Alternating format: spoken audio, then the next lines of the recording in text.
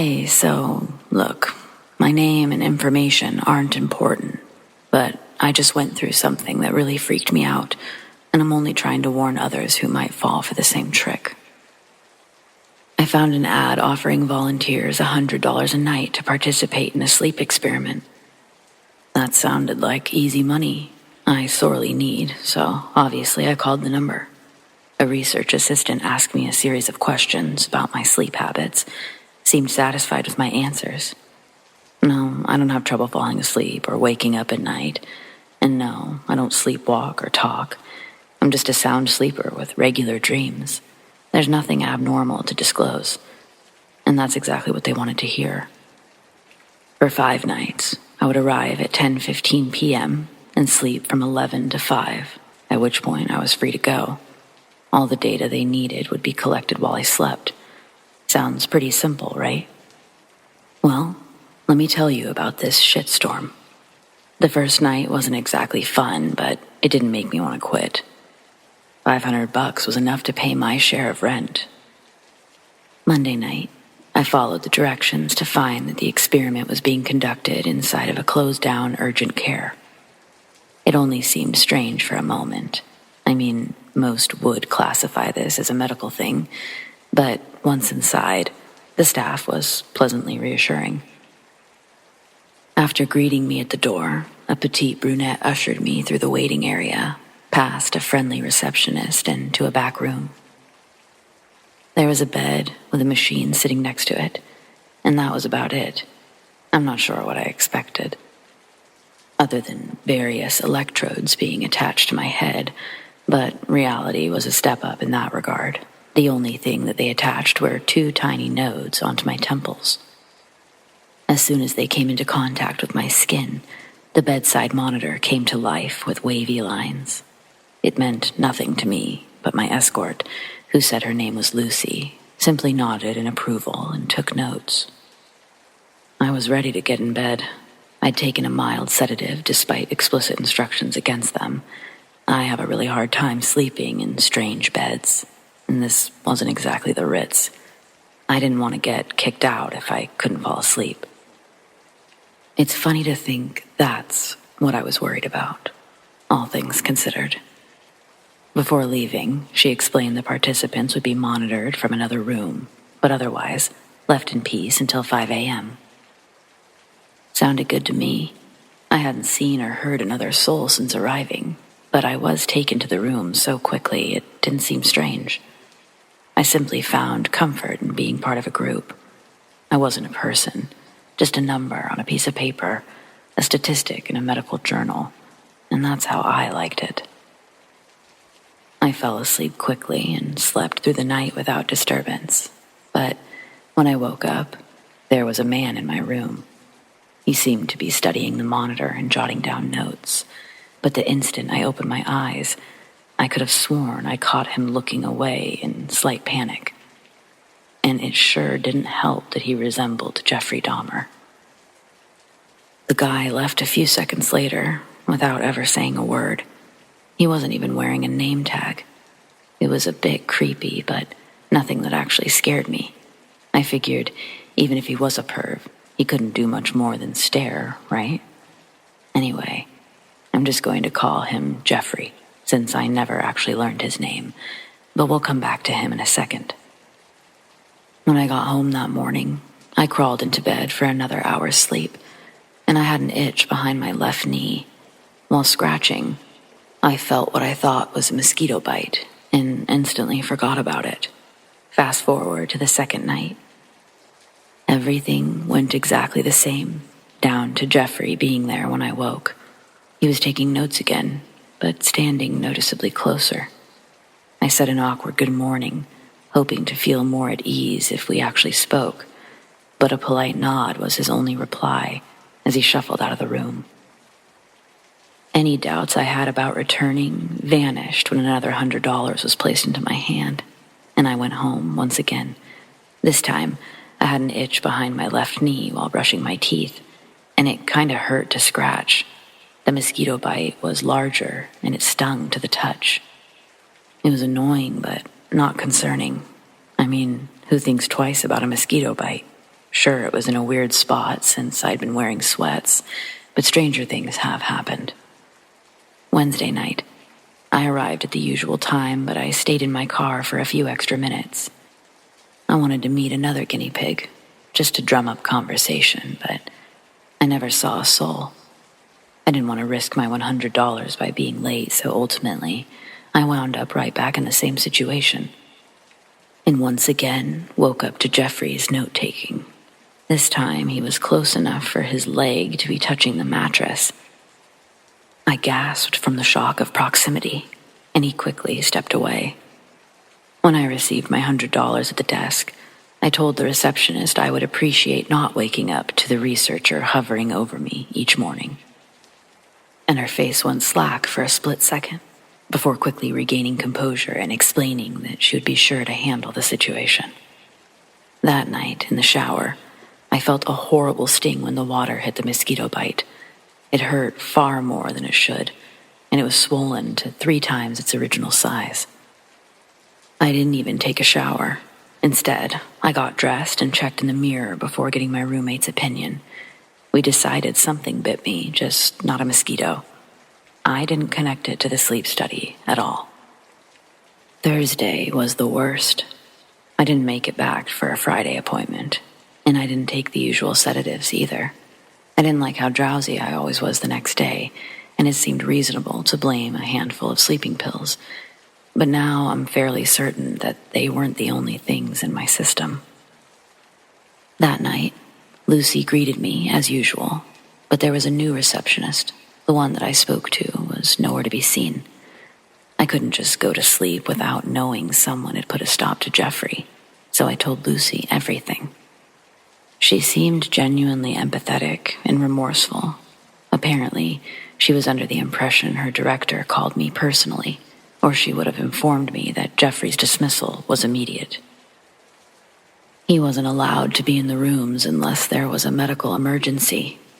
His only job was to monitor the security footage and collect the data from our rooms after departure, not before we even wake up.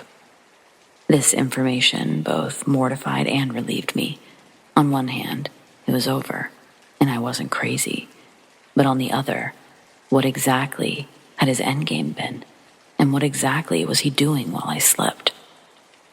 I pushed those questions far from my mind and forced myself into bed knowing I was at least safe now. It took much longer to fall asleep, but eventually I drifted into a dream about Taco Bell. Whatever, not important, don't judge me. I was sitting in my car, eating a quesadilla, when a man suddenly climbed into the passenger seat. The stranger frightened me, but I was also alarmed by the sound. Imagine that you're getting into a car. Think of how the door sounds as you open and close it.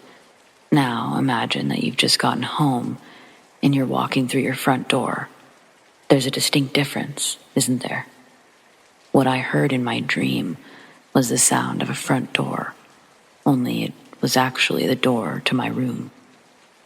I realized my quesadilla was only a dream and began to wake at the sound of a familiar voice, Lucy's. She was telling someone to stop being a baby.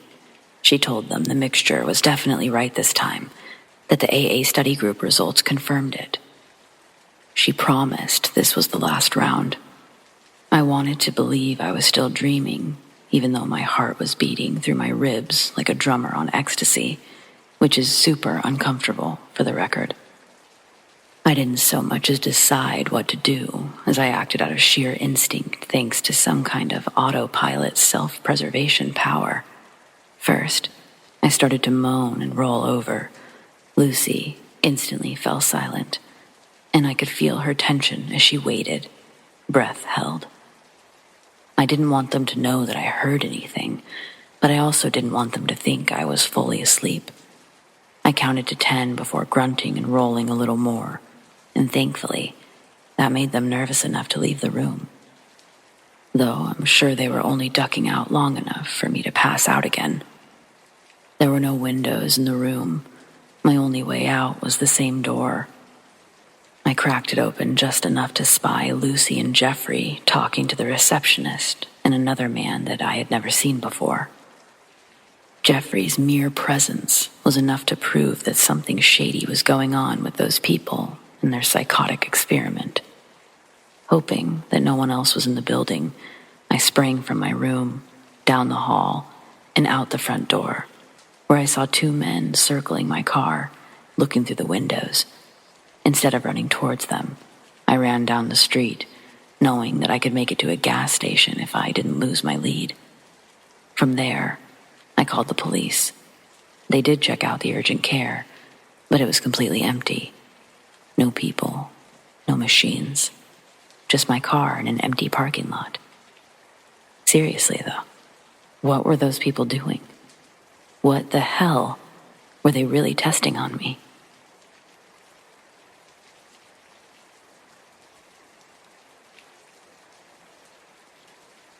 I'm a 28-year-old female. My partner is a 28-year-old male.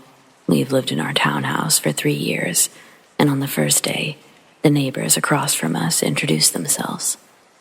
They are empty nesters in their late 50s, very warm and welcoming, and they said to let them know if we need anything.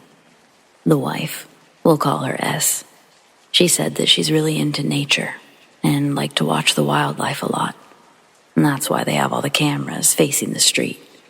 We didn't think much of it at the time, but looking back, this should have freaked us out. Especially considering we live in fucking suburbia, where the closest thing to nature is a squirrel or a rogue coyote. The husband works from home, but he's not the issue. It's the wife. S is disabled. She can't drive, and she's a hermit. They literally never leave the house. Almost immediately, we learned looking at nature was actually code for a nosy neighbor bordering on peeping Tom. The layout of our townhouses are important. Our place is the reverse mirror of the neighbors. And they're close enough where I could throw a rock and almost hit their house. Both homes are on the second story with garages underneath, meaning we share a clear view of each other, and our only windows are facing their house, since the other side shares a wall with the other neighbors. S primarily remains stationed on the couch in front of their patio door. If anything happens outside, she runs to the patio window and stares out with her face pressed to the glass. Whether it's a car, someone walking their dog, or a delivery truck, she's always there, watching. At first, we brushed it off as her being bored or stir-crazy from constantly being at home. But over time, I started becoming annoyed, while my son brushed it off, thinking of her as harmless. Except the closer we got to these neighbors, the worse it became. I only say close because S added me on Facebook, and we exchanged numbers when she offered to let our guests park in her driveway. Like most boomers, she immediately likes and comments on everything I post, which, fine, that's not a huge deal. But then I'll post a vacation picture, and her comment will be something like, "Makes sense why you're not home." Or, with a picture of us outside, she'll say, "Oh, that's why you were out there." It's just weird shit.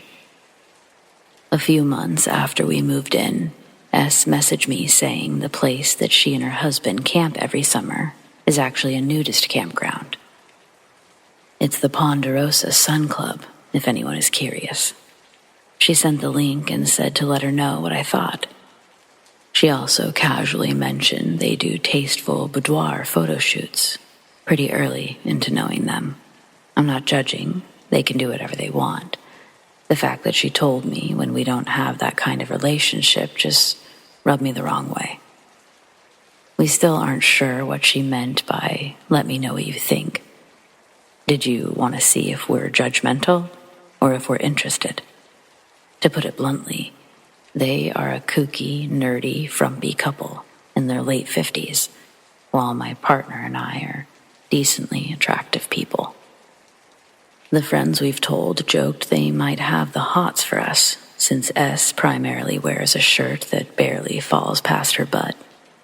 Oh, but back to the peeping Tom aspect. She's constantly looking out the window. I can illegally park my car in the street for a few seconds, and she'll instantly text that I can use her parking spot if needed. If I stay home from work, she'll text asking if I'm okay. She'll watch us all day, whether we're putting up Christmas lights or vacuuming our cars in the driveway.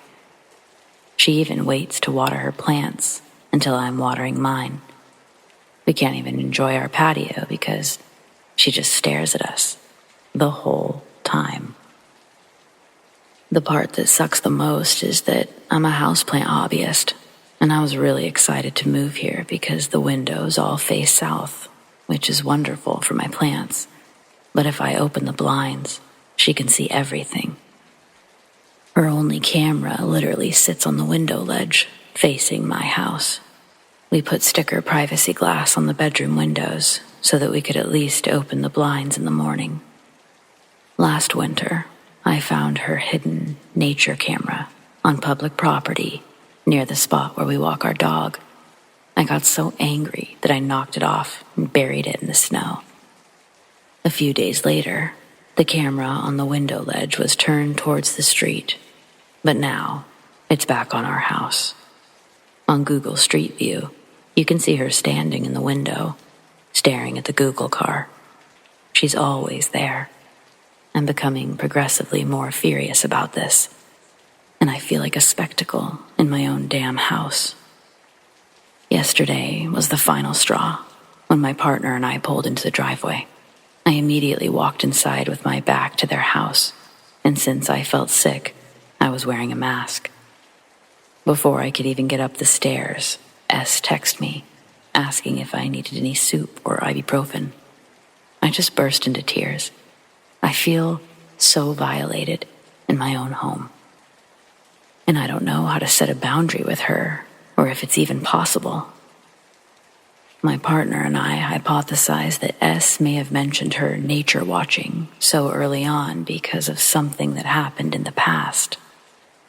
Like, maybe one of the previous tenants got pissed at her for being so nosy. They own their townhouse, and we're renting ours. I love our home. The rent is affordable. The location is great.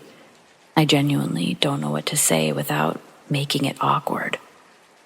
It doesn't help that she is actually very kind. Once, while they were at the nudist colony, I was getting their mail, and she gave me a $100 Visa gift card as a thank you. Her husband jumped my car when the battery died, and she's given me flowers for our patio. Her kindness is what's prevented me from blowing up so far, but I'm at my wit's end, and I really don't want to move.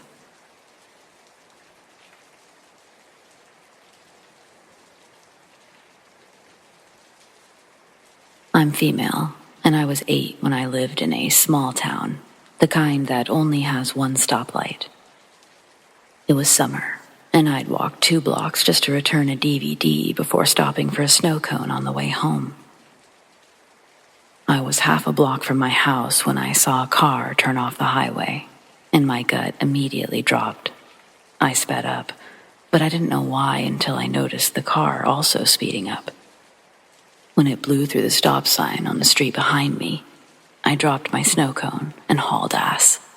This car drifted around the corner, nearly hitting me as I cut across my neighbor's yard and into mine. I ran inside and locked the door behind me. My parents shared a car, so there were no vehicles out front. It looked as if nobody was home. Mom was washing her hair in the bathroom when I ran in. I was completely out of breath. All I could say was, "Someone's at the door." She was confused by the panic in my voice as I tried to get the words out. Maybe 60 seconds later, there was a knock at the door. Mom answered it, hair soaking wet and scolding me, thinking I'd done something wrong. The man was surprised, but asked if my dad was home, acting as if everything were normal. I yelled, "That's him." Mom didn't understand, but the guy ran off. When my stepdad came home, I asked if he knew anyone by that description, but he didn't think so. He just said to be careful and blew the whole thing off. Thought I was exaggerating. A week later, I was leaving my grandparents' house and preparing to walk home when I saw that car again. I could see the silhouette of someone peeking over their shoulder, looking back at me. I froze, but as soon as he reached for his handle, I booked it back to my grandparents and began banging on their door. This time, my grandfather saw the guy get back into his car and take off. I wasn't allowed to walk alone for a while.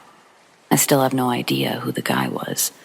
I never saw him again, but I'll never forget his face.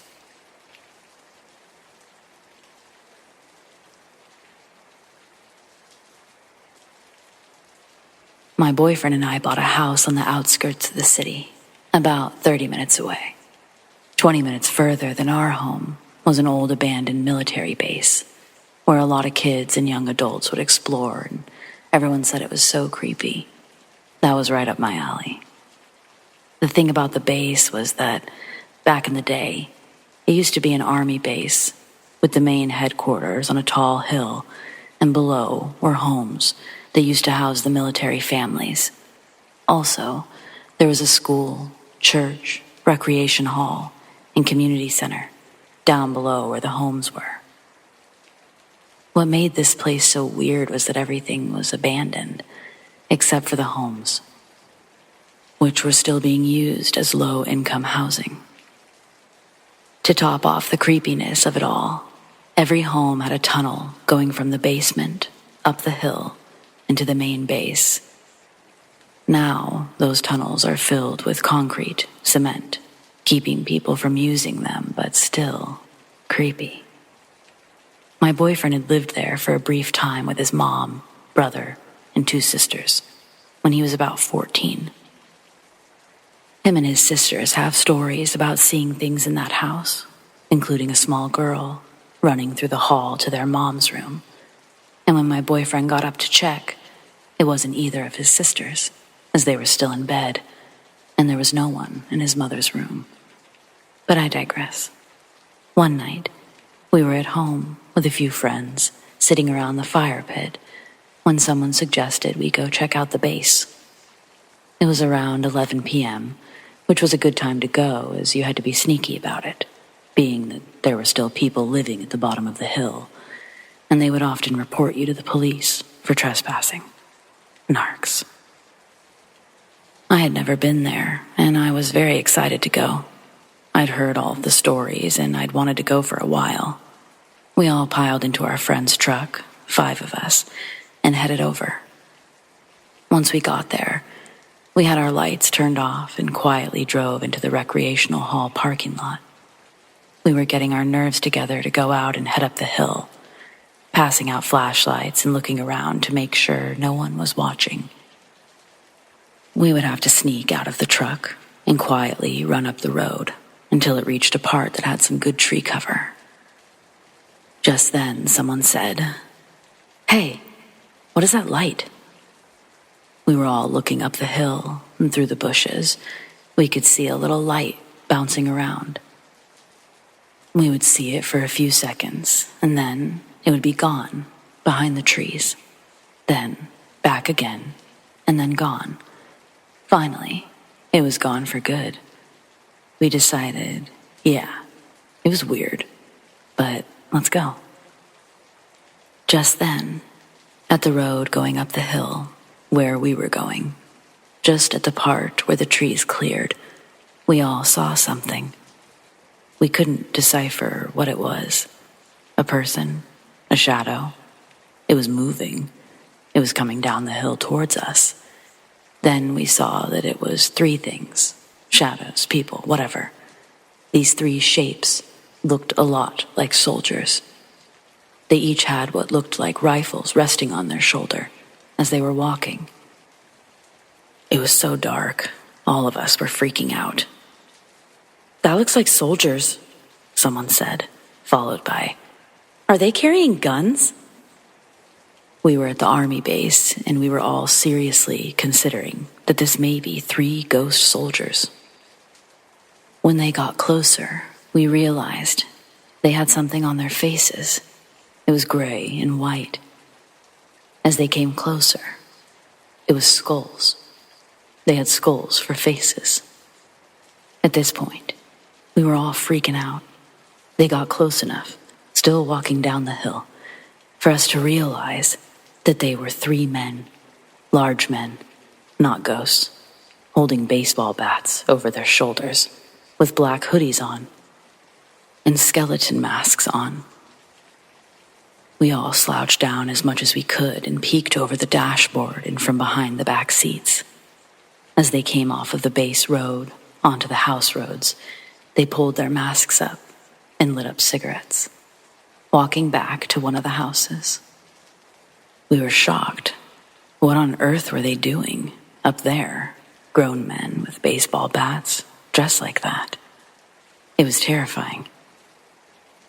We should have called the police, but what would we have said? And what proof did we have that they even did anything? I was worried someone was up there that they had hurt, or that they may have been protecting something that was up there. But the scariest part about all of it was thinking, what would have happened to us if we would have run into them up there in the abandoned army base? It still gives me chills. Needless to say, when they were out of sight, we bolted out of there and went home. I still have never seen the army base, and actually, a few years ago, they demolished it. The other buildings below are still there, and the homes are still being used to this day. I have been back to check out the other buildings, but couldn't get inside. However, as I was walking away, I did see a shadow of a man leaning against the side of the building where you can't get to. And I wasn't the only one to have seen him. I knew it wasn't just a person because we could see through him.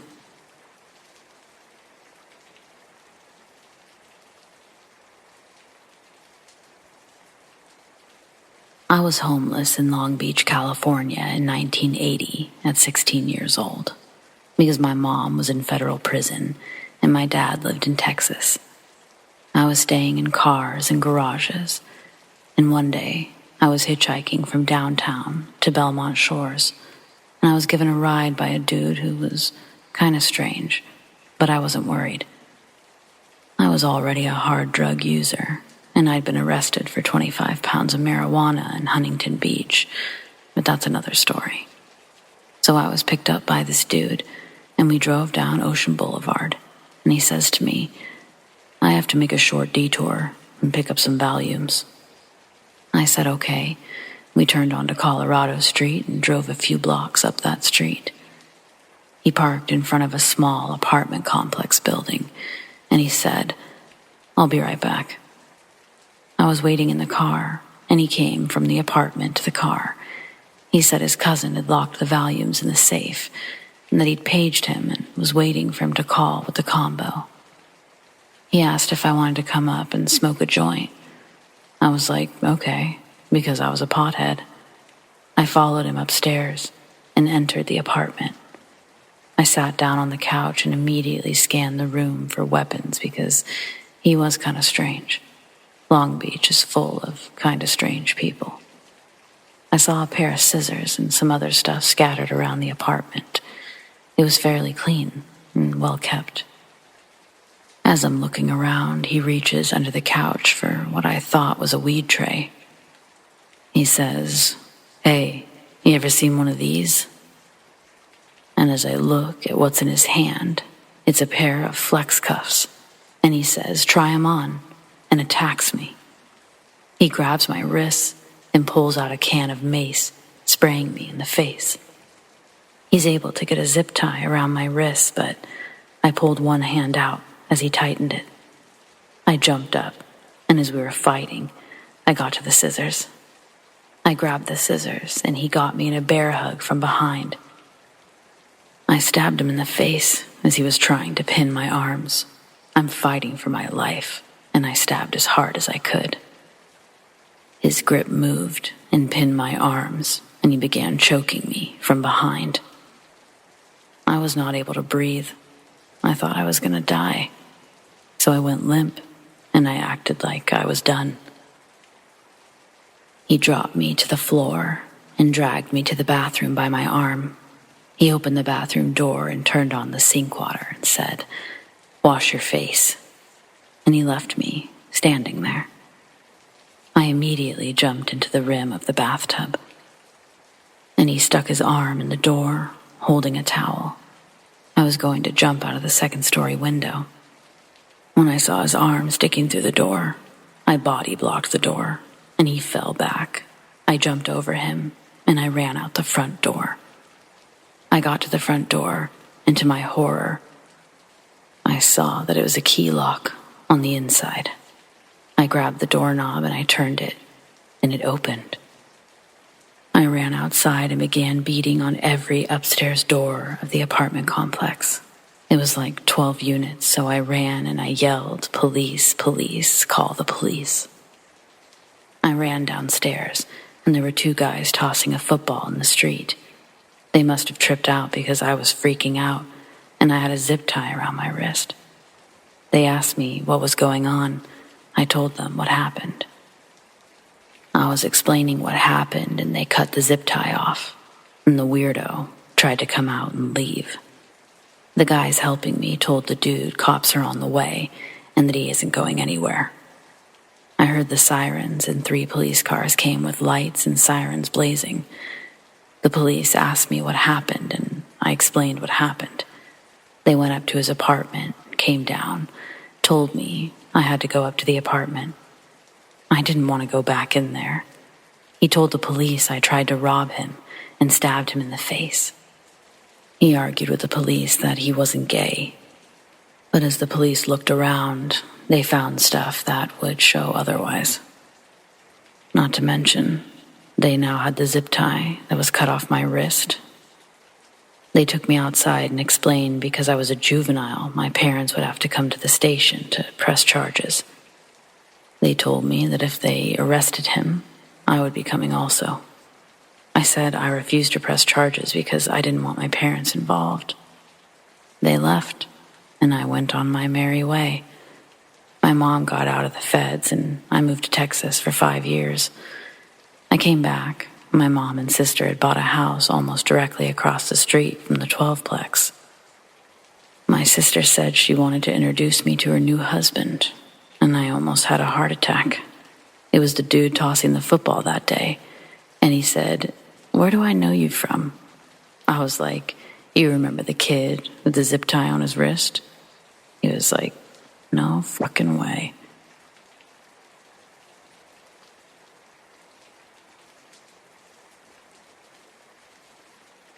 I recently shared this story in a True Scary Stories Facebook group. I got a lot of feedback from people who lived in this area. It felt good to finally share my experience, so I'd like to leave it here as well.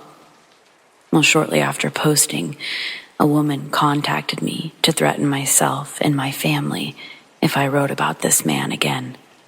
She believes he's innocent. It spooked me so much that I took my story down. I don't need weirdos like her in my life. I've since thought about this and decided to share my story again, but anonymously. It's my experience, and I'm not going to be frightened by some crazy bitch who dates child killers. So, here it is. I originally thought this incident happened in January of '84, but I now realize it was probably later in '83. I was 8 years old and lived in Aurora, Colorado, a suburb southeast of Denver. We lived in a brand new subdivision, and I loved it. Our ranch-style house was busy. I had 3 sisters, an older brother, a grandmother, and my mom living in our home. My 10-year-old sister and I shared a bedroom on the main floor. I loved this room. My twin bed was pushed against the wall that had the window facing our backyard, and at night, I liked pushing the curtains aside to look out.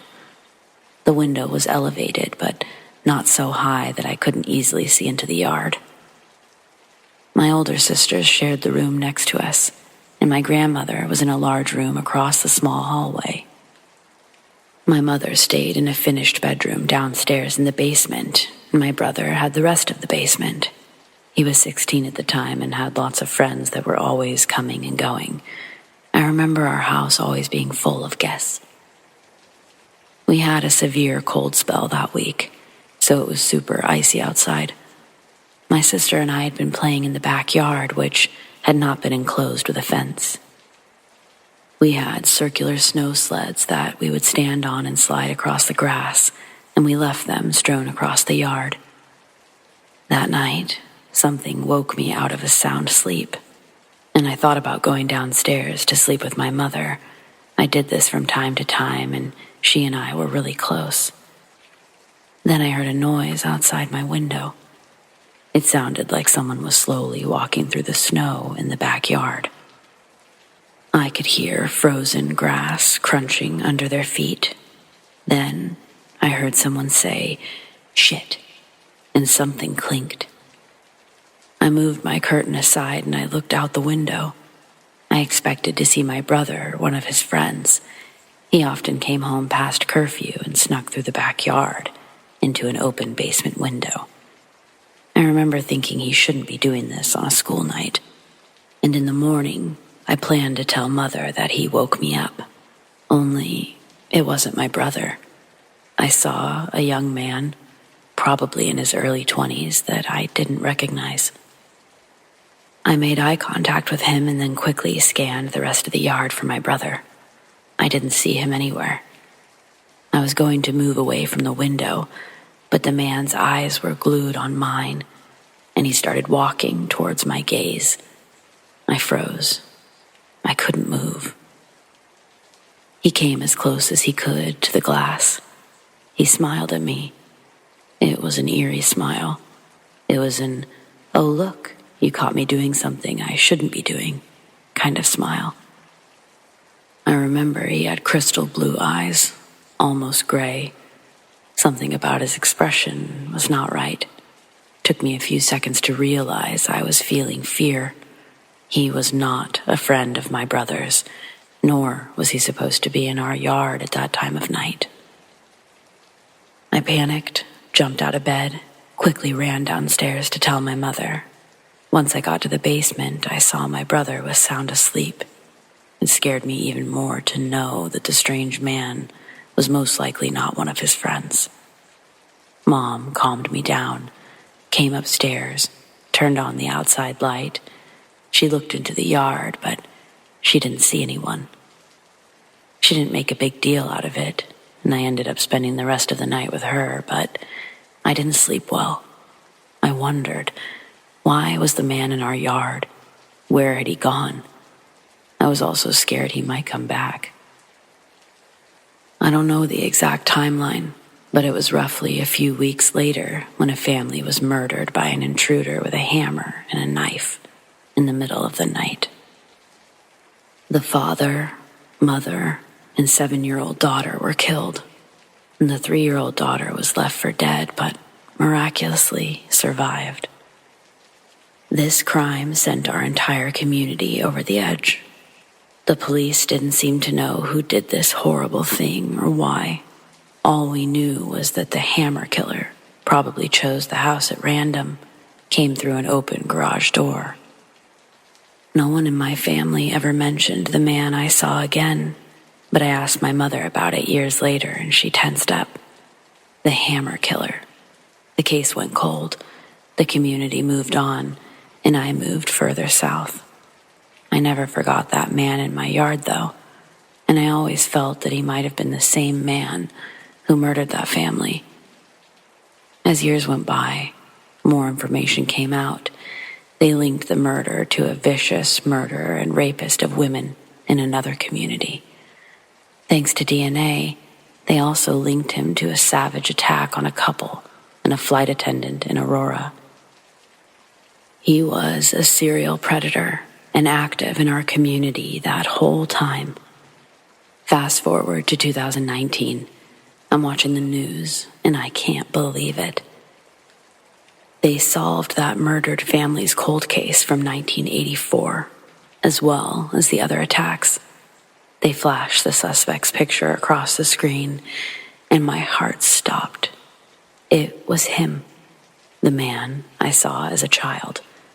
He frightened me so badly, his face is etched into my memory. I said something about it to my brother, but he just shrugged it off. I mentioned it to some friends, and they said it was creepy, but there was no way that I could have remembered something like that. I thought that they might be right, until later. The news also showed photos of the suspect when he was younger. That is exactly the man I saw. I know it. It's changed the way I think about things.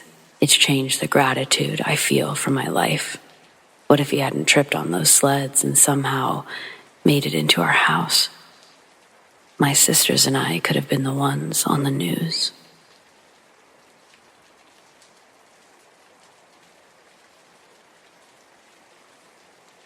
This story happened about 2 months ago. My parents decided it would be a good idea to allow my younger sister and I to shop for our own clothes. They thought it would be a good experience for us. So we went to the mall. My parents gave us enough money to purchase at least one outfit. After deciding where we would meet up, they gave us a time limit and some advice on which shops to visit. I was fairly apprehensive about the whole thing. I'm a socially awkward, extremely anxious teen, and I was very paranoid of something bad happening. My sister, who's only a few years younger, was excited. She was more competent with social interactions, so I often relied on that ability. We decided to go to H&M since we were most familiar with their clothes. We took our time, ultimately deciding to return later. When we left the store, I accidentally made eye contact with a random guy who was walking off to the right, and I immediately got a really bad feeling about him. I can't really explain it, but my gut was telling me to get out of there. I started pulling my sister in the opposite direction and noticed the guy turning back towards us. I began panicking, and my sister finally noticed what was happening. I told her to keep holding my hand and quickly started walking in random patterns between the different sides of the mall. I wanted to see if he was really following us and if I could lose him. He followed our every move. He had no bags, no walkie-talkie, no phone. He was dressed in dark clothes that obscured his identity quite well. Luckily, we managed to reach the escalator, ran down the steps. By the time he reached it, we were already running into a family store to be around the employees. We didn't see the guy again, and my parents stayed with us for the remainder of the visit. I'm extremely lucky to have noticed before my sister and I were possibly hurt.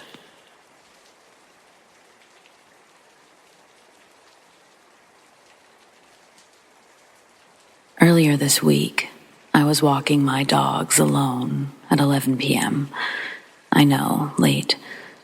At the exit of my neighborhood, I saw a deer across the road, and I started walking towards it.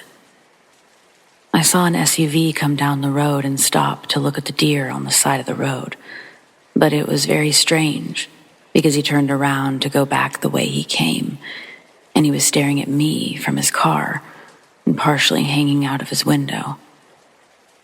I did not make eye contact, and I walked away so I didn't get the best identifying descriptions. As the car was leaving, he made 2 U-turns and was shining his lights at the deer. I did not stop watching his car. I really only saw the back of it, but I thought he was going to get out and hurt the deer or something. He then drove down the road further, but would keep stopping every few feet. I kept watching, and I didn't turn my back because I had a feeling he was watching me while he was stopping, because at this point, I think the deer had run away. I thought this was a really weird occurrence, and I started walking straight home once his taillights disappeared to tell my family what had just happened. As I was approaching my house, I noticed the same car had now come into my neighborhood and went down the road past my house. I had a really bad gut feeling already, and this threw me into a full panic. I ran inside, locked the doors, and called my husband while looking out the window from behind the curtains. Probably 10 minutes passed, It's 11:30 at this point, and my neighbor came home. As soon as her car pulled into the driveway across from mine, I saw the same car leave pretty fast. It seemed like he was maybe waiting, stalking down the road. My husband told me to call the police. When I called the police, I told them I thought it was a Chevy, but all I knew was that it was an older, white SUV, and they sent a patrol. While I was waiting, I saw what I believed was the same white SUV fly down the road past my house again. The police came through the neighborhood with their lights on, and as soon as the cops got near my house, the same white SUV drove away. The cop told me he saw a man fitting the description I'd given driving, so he went after him, and I never heard or saw anything since. I've been shaken up about it, and I didn't even go outside yesterday. Luckily, I have 2 cops who live in my neighborhood, but still, a scary thought of what could have happened. I want to give the benefit of the doubt that maybe he was just a neighbor or dropping off a neighbor, but my husband and I have circled our neighborhood a few times over the past couple of days, and I have not seen a car like the one from that night. I'm still hoping that I was just being paranoid from smoking that night, and or grief, stress because I learned a loved one had died that day. If that man's intentions were what I thought they were, then that's even scarier. I want to believe it was just me panicking, but what do you think about all this?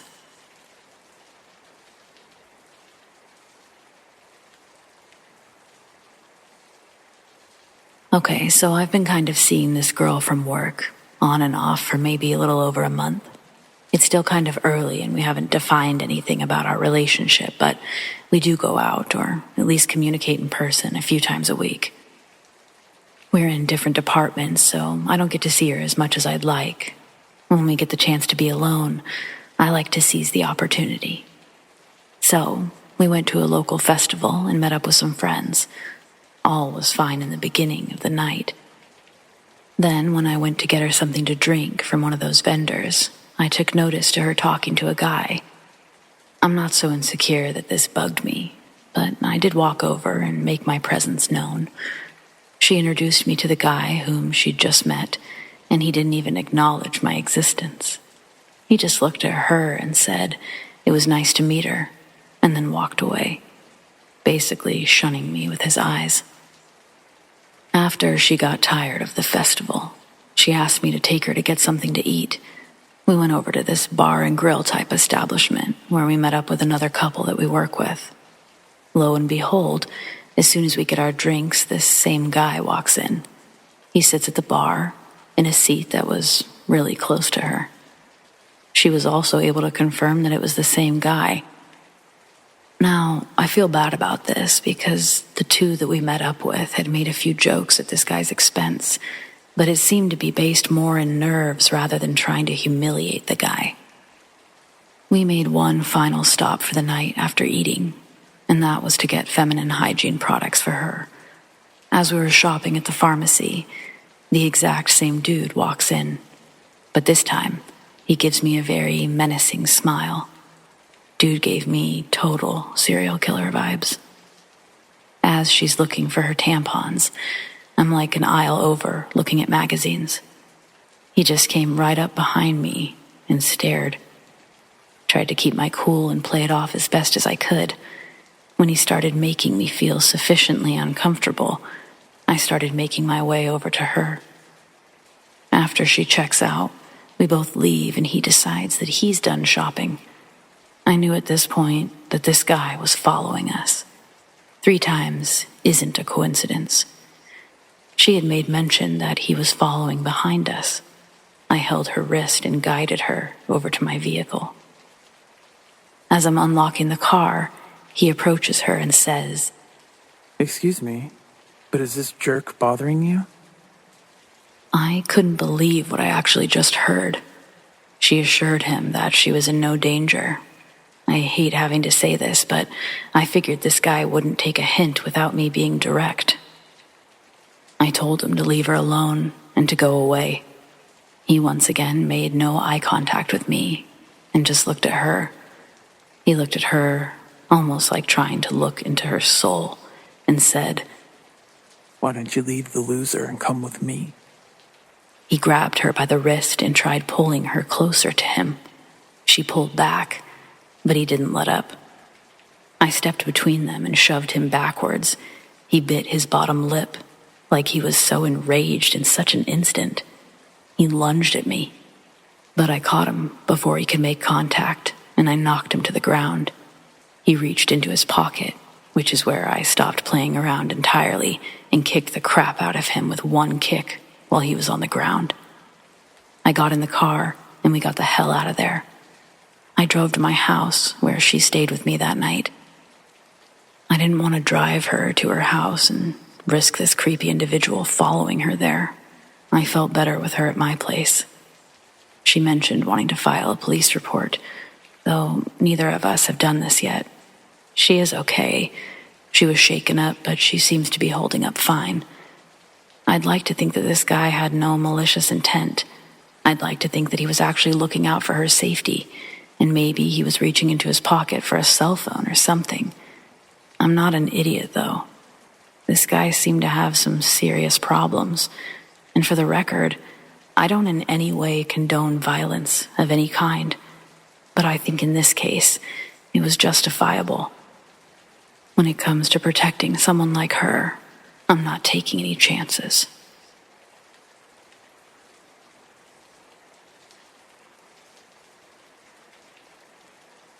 I was kidnapped as a child by my father.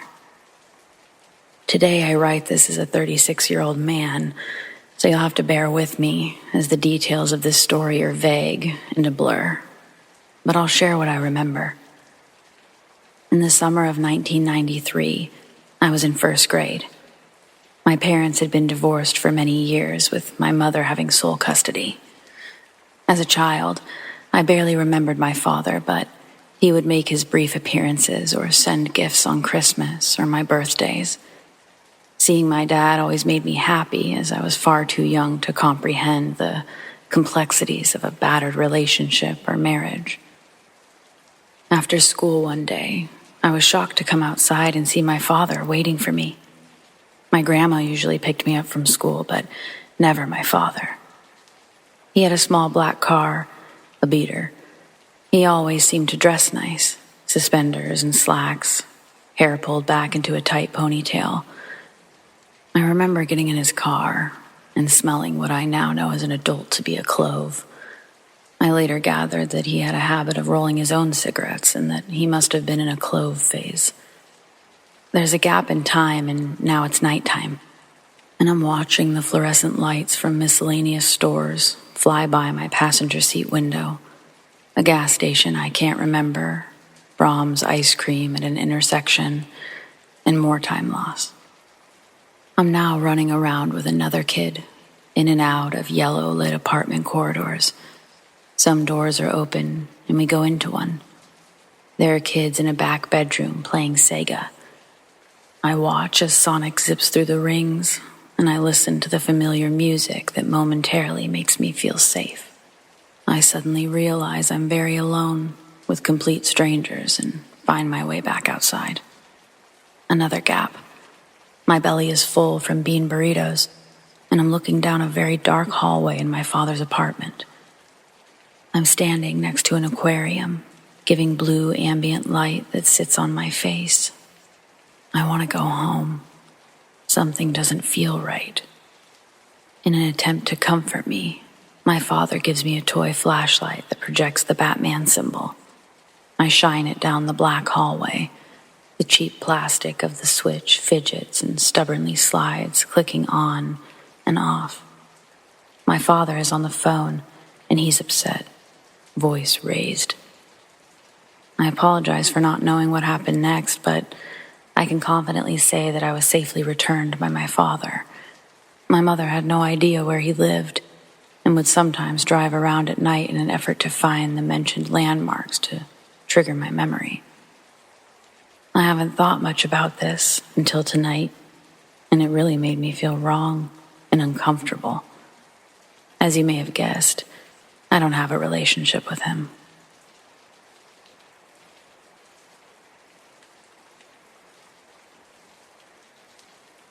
My name is Janelle, and I'm a 21-year-old French student from France, and the following events took place April 2021. Tired of waiting for true love, I decided to lose my virginity with my best friend. Afterwards, I found a fantastic boyfriend and we got along wonderfully for 3 months. Then, he threw me away for still being in love with his ex, and yes, I'm still upset about it. Fragile little thing that I am, I made my first suicide attempt, went to the ER, and then landed in a mental hospital. Even with treatment, I was depressed for a few months, and I had a strong penchant for alcohol. What better way to continue my cycle of self-destruction than with dating apps? A few weeks after being released from the hospital, I matched with new people and forgot all about my dear ex. I always met the men at home because that's what I did on my actual first dates, and I didn't know any better. One day, I matched with a guy we'll call Matthew. He wasn't very handsome, and he had a few extra pounds, but I'm not Beyonce either, so I agreed to meet. We laughed a little and shared common interests, especially smoking weed. I was already planning to smoke some joints before sex. He told me his address. I didn't know if it was real. He also mentioned where he used to work, but he'd just gotten fired. I didn't care if he had a job or not. I didn't want a life with him. I explained that I was recently released from a mental clinic, that I was still fragile and depressed.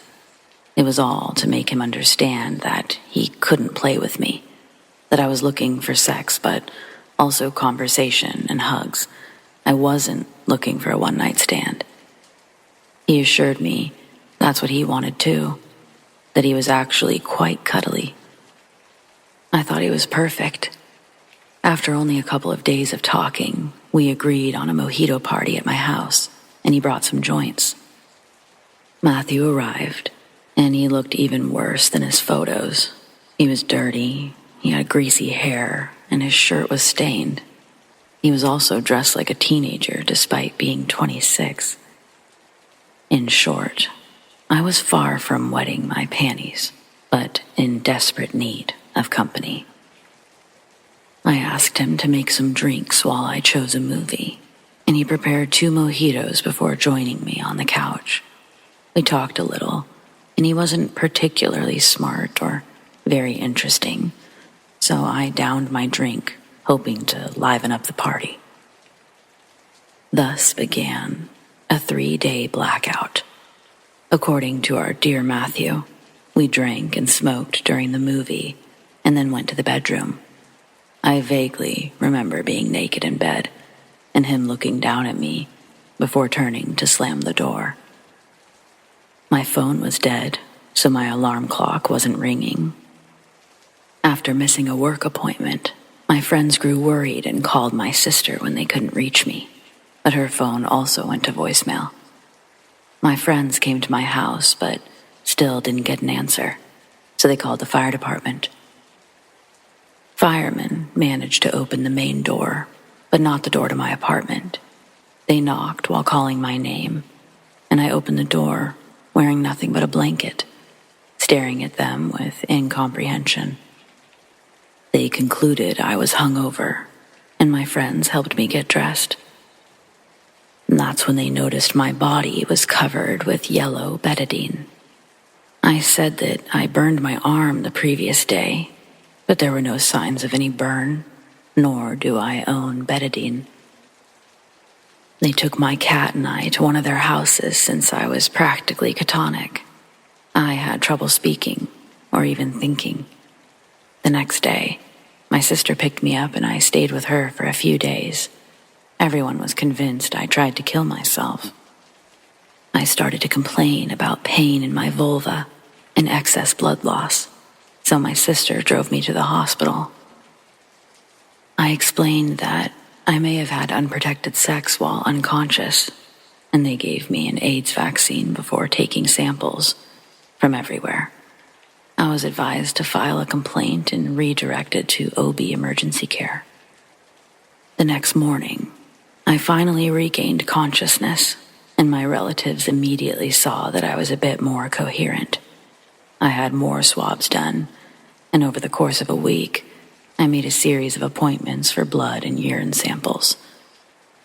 I also filed a complaint with testimony from my friends and sister. In the course of discussing it with others, especially medical staff and police, the term organ trafficking was mentioned more than once. They think that the guy chickened out at the last minute. Despite my complaint, a bed full of betadine, my underwear being torn off, and the blood on my doors, my attacker got away, and I'll never know what really happened or what he really wanted. I would like to point out that I used to drink and smoke in addition to my treatments, but I've never had a 3-day blackout. I'm pretty sure he put something in my drink. Anyway, it was nice to talk about it. Thank you.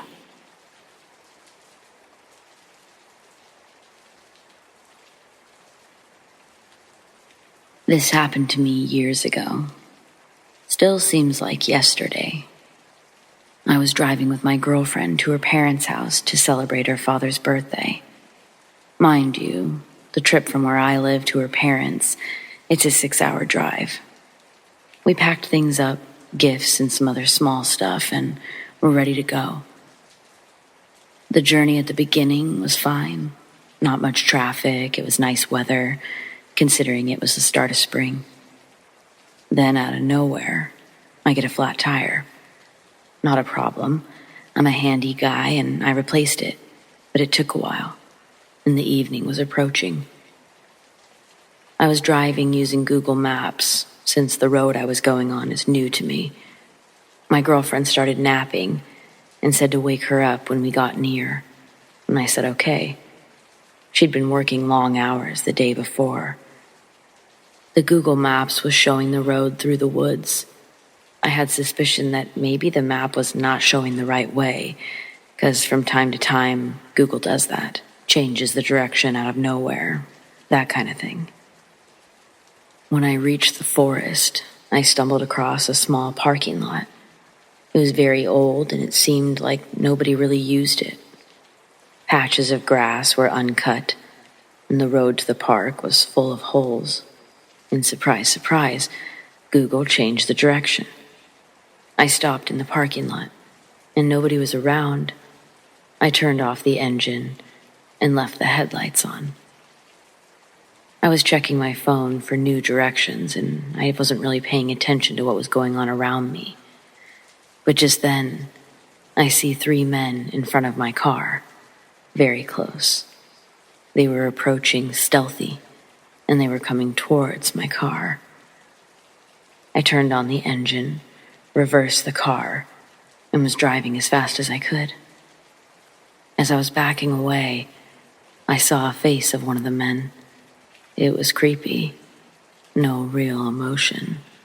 No anger even. But his eyes said it all. He had evil intentions. My girlfriend woke up, and she started asking what I'm doing. I said to her, someone was chasing us. Apparently I screamed and was shaking while driving, so she knew I wasn't messing around.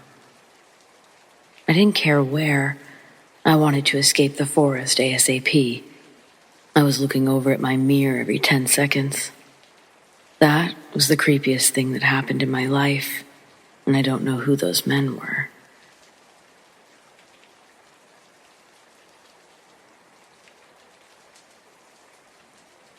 This happened a few nights ago, or I guess even a week ago now.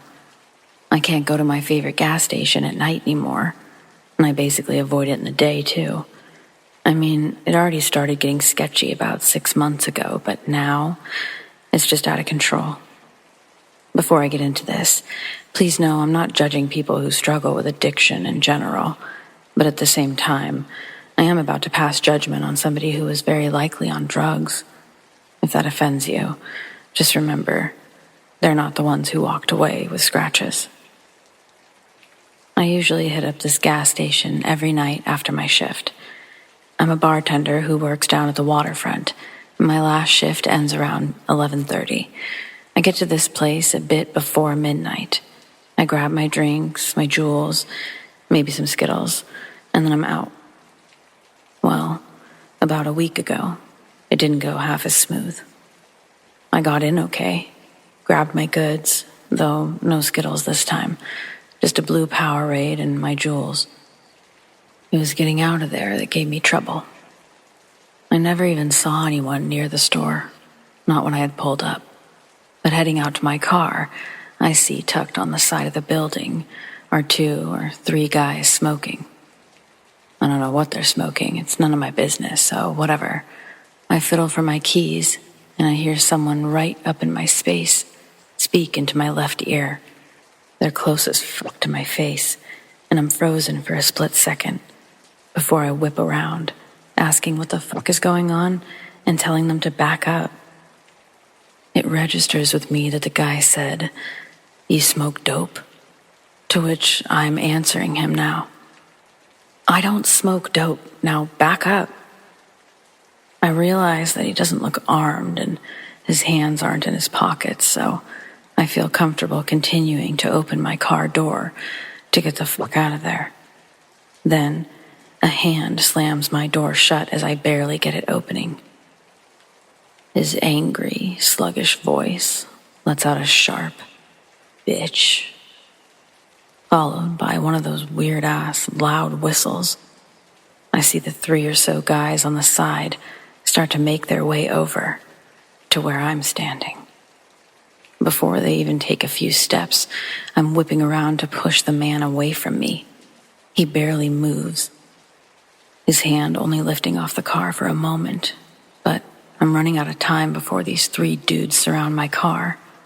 Before I can swing on him with my bag of goods, he presses my shoulder against the car, and it wasn't a gentle nudge either. It's funny though, I didn't think to scream. I had this moment where I thought, no one's going to give a fuck if I start screaming. I knew that the man that worked at the gas station at this time was so old, like barely hanging on for life, and man couldn't hear shit. The only other people around at the time are the group of men I'm trying to avoid. I go to knee him in the balls, and like some sort of Matrix junkie, he swings his hips backwards, causing my knee to miss his junk.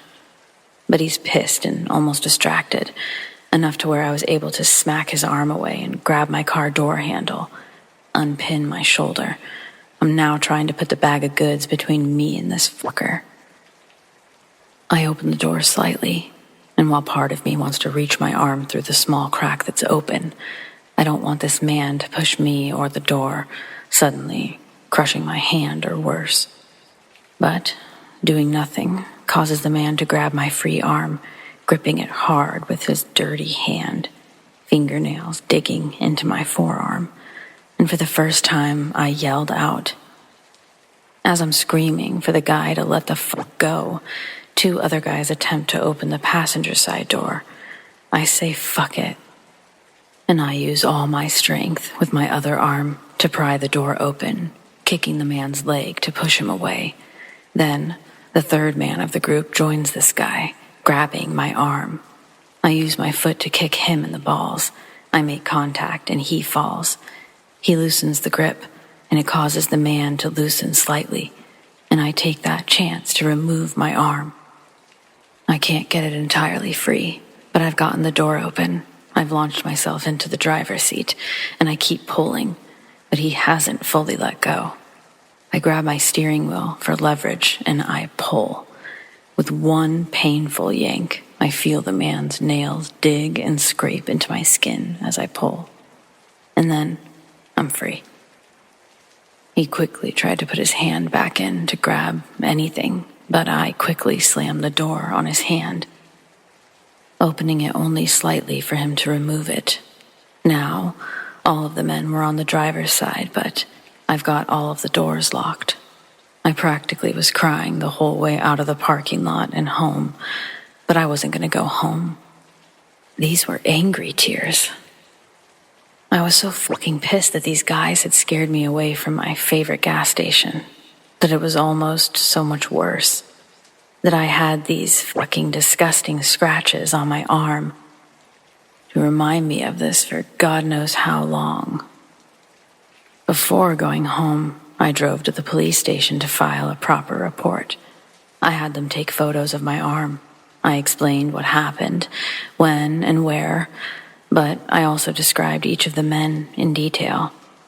I told the police I didn't want to stick around to see if they were there still, but I urged them to keep an eye on that gas station and an eye out for these men.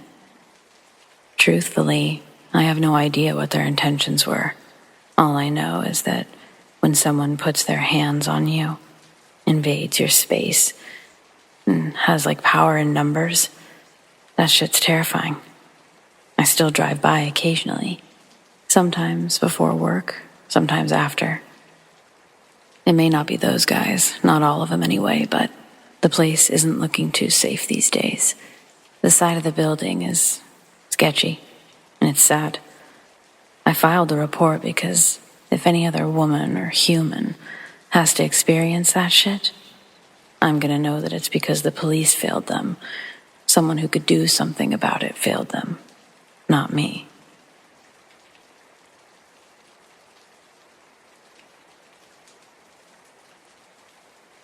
Kind of a scary thing going on. My girlfriend, 25, of about 3 years now, who I met after she was in recovery, had just rebuilt her life when we met. We've had plenty of ups and downs, but we love each other. Anyway, when she was living with me, on 2 or 3 occasions, she had mentioned about a year or more ago that she was being followed by black SUVs. They were black GNC vans with tints. Fast forward to this morning, the same van was driving towards her, on her way to the train, and the driver rolled down the passenger window and says, "I'm so happy we finally found you, Miss," and then her last name. She kept walking and crossed the street where the van wouldn't be able to get next to her. She called me and was in tears after she ran to the train station once she was out of sight of the van. We're not sure what's going on here. She claims that her ex is a single male, raising multiple kids that aren't his. They're all girls under 17. He also sold drugs and knew big-time guys who trafficked drugs. She said this to me on WhatsApp after she got mad that I kept asking why anybody would be following her. She also claims that they've asked if she could move things across the border, which she claims she never did. She also snuck in the fact that the drugs sold by either her ex or his friends have killed people in the past. But that was 4 or 5 years ago. The only other thing that I could think of is she claims she was abducted by aliens as a kid, but that's kind of crazy to me, and I've always dismissed it in my head as bad dreams that she had as a child. But they wouldn't come back in an SUV if they wanted to talk to her. She's always very level-headed and honest about everything, and there's no reason she would make any of this up or lie to me. And she was in tears on the phone. She's leaving work at a weird time today to pick me up when my shift is over, which she would never do unless she felt unsafe, like she does now. My theory, she moved into a new apartment and her address was changed on the registry within the last 3 or so months. It's a very upscale place as her job pays her very well and she holds a supervisor position. She also financed a nice car about a year ago. I think that maybe she dropped off the map and appeared at an expensive residence with a nice car, and now they're asking questions. I'm not sure what I would rather it be at this point. Nobody's going to pop out of a black-tinted van with good news. It's not like they're following her because she has an unclaimed lottery ticket or something. Any advice is appreciated, as this is kind of freaking me out. and I'm really trying to stay cool about the situation.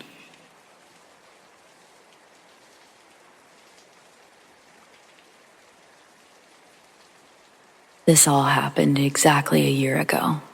Shout out to Facebook Memories for reminding me. I lived in a ground floor apartment in a heavy foot traffic area. It used to be a corner storefront, so the living room windows were huge and only one small one could be opened. I had a very violent upstairs neighbor, and even angrier dealers living across the street. I've had to make multiple calls to the police and give statements. Aside from them, the neighborhood was pretty lovely, and I got along well with all of my sane neighbors. One of my cats even became a local celebrity, thanks to a haunted Halloween tour that would make a stop at my corner every night. They would tell stories, and the second he heard them, he'd sprint from wherever he was to jump up on the windowsill and listen while they all cooed at him. Anyway, because of the large windows, I didn't have any privacy in my living room. Usually I didn't mind this because I'm a people watcher, and my cats also loved the view. I had blinds and sheer curtains, but you could always see straight into my apartment. Thankfully, I had plenty of privacy in my bathroom and bedroom. One night, I was sitting at my computer desk in the living room, just watching YouTube and sipping on a beer. I heard a group of people talking outside, but these were normal sounds for the area and would have ignored it completely if I didn't hear one of them speaking directly into the window fan in the one open window. Oh, she's drinking a beer. Doesn't she usually drink whiskey? I spun around in my chair instantly, and then I heard, "Oh shit, she saw us," and scuffling as they ran away. I could not see them because it was dark outside, but it sounded like there were at least 2 women and 2 men. I was frozen in place just listening for anything else, like footsteps or their voices again. It took me a while to fully realize what I'd just heard. I do typically prefer to sip on whiskey at night, but that day I wanted to try a new beer flavor I saw at the store. These people knew my habits well enough to know this. I was also deeply concerned that they knew it was whiskey, since I'd drink it out of a set of patterned glasses, and there was no way to tell what was in them. You could see the kitchen from the living room window, but I often kept my whiskey in the freezer, so they'd have to see me at a specific moment to know. Needless to say, I didn't sleep that night. And while I couldn't sleep, I remembered another incident that had happened a few nights prior. I keep my bedroom window open at night because I sleep right under it, and I like the night breezes. There's a bright security light directly across the street, so even with the blinds down, I still have quite a bit of light hitting the opposite wall. One night, I woke up around 3 or 4 a.m., which isn't unusual for me, and I just turned on a Netflix movie to fall back asleep. While laying there, I see the shadow of a head and shoulders appearing on the wall, and it just stays there for way too long. I'd guess 15, 20 minutes. Now, this isn't very common, but people have stopped to smoke a cigarette right outside my window before. The smell gives me an instant headache, but this time, there was no smoke or smell of any kind. Someone was just standing there. I couldn't tell which way they were facing, but after the recent event, I wondered if someone was looking in while they thought I was sleeping. I told my coworkers about these events, and they were terrified for me. I was actually planning on moving at the end of October and just slowly bringing boxes and furniture to my new place over the course of the month.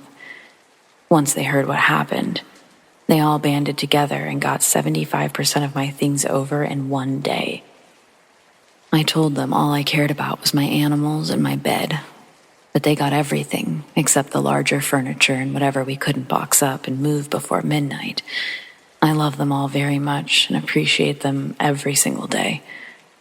I had a couple of anxiety attacks over this, especially when I had to go back for the last of my stuff. but I've felt completely safe in my new place. I also got a full-blown security system with sensors and cameras. Unfortunately, this wasn't the first and ended up not being the last time I was watched or stalked. I still visit the area of my old apartment from time to time because it's a great bar scene. I don't think I'd be able to pick out their voices, but no one's given me any weird looks or vibes since.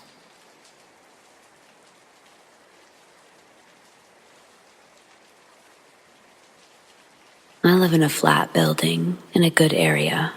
It's a long, windy cul-de-sac, so there's not many cars coming in and out, unless it's people leaving or coming home from work. My boyfriend is away in Thailand for a month. We usually take the dog out together at night.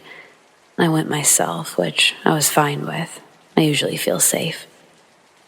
Last week, around 8 p.m., I left the flat to take my dog for a pee. My dog is extremely excitable, especially around other people. She had just been spayed, so she had a cone on her head and stitches that needed to heal. I'm waiting for my dog to do her business, and a car pulls in, drives slowly past me. The guy did a friendly, neighborly nod towards me, so I did a small smile back, to be polite. The guy parks at the front of the building, and I'm on the other side of the car park, on the grass with my dog. I'm watching my dog, trying to get her to hurry up because it was freezing. I look up, and the man is standing outside of his car, staring at me. Freaked out by this, I turn my attention back to my dog. I keep looking over my shoulder, and he's staring with a creepy-ass smile on his face. I looked away again for a second, and he was walking along the road, slowly, towards us. I'm a really friendly person. I can be paranoid and aware. As a woman, you should be at night, but something about him made me feel scared. He's walking so slow, as if he wants to talk to me, so I hide behind a van, and I'm telling the dog, "Hurry up and pee." I can't see him anymore, which terrified the life out of me. All I can hear are footsteps coming towards us. The guy peeks his face around the van, and my dog goes nuts. She's jumping around, barking aggressively, which she never does that to people. And this guy doesn't take that as a reason to leave. My dog is showing that she doesn't want his presence. But even though she's doing this, he continues walking towards us, slowly. I start backing up and I say to him to please leave, as she's just had surgery and she's too excited. In the most quiet, sinister voice, he asks, "What's your name?" I couldn't really hear him. He kept repeating the question. I eventually understood what he was asking. My dog is still going absolutely nuts at him. I say again, "Please, my dog has just had surgery. You need to walk away. She's getting too excited." Ignored, again. Walks towards us, asking my name. So I start walking away from him. He ponders for a minute, still smiling, creepily. He eventually backs up slowly, still facing me. I swear he did this for at least 20 seconds. He walks back to his car, looking over his shoulder at me, then stands back at his car and stares for another 3 minutes.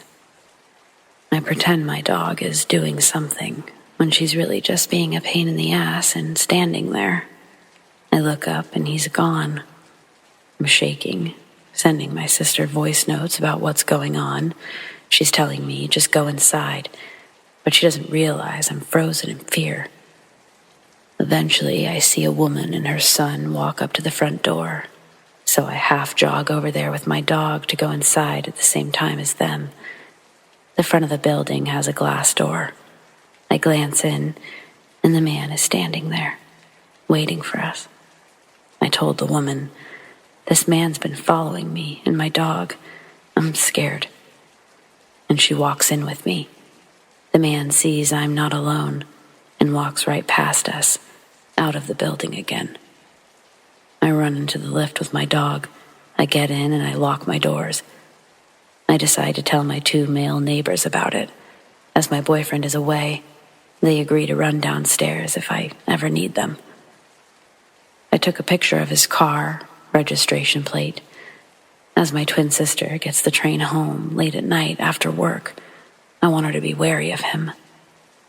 Well, today, I was out with my dog at 11 a.m., just doing our usual walk around the block.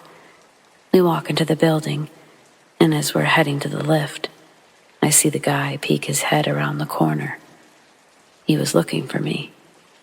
He started walking towards me. At first, I don't recognize him, but then he smiled this creepy smile, and I realized who it was. He said hi, so I said hi, and then beelined it for the lift. He came towards me and my dog again. I pressed the lift button, just watching it come down from the 6th floor. He comes and stands closer to me. Again, my dog is going nuts at him. He asks what my name was. He has an accent, and he asks again when I didn't understand what he was saying. I ask, what, my dog's name or mine?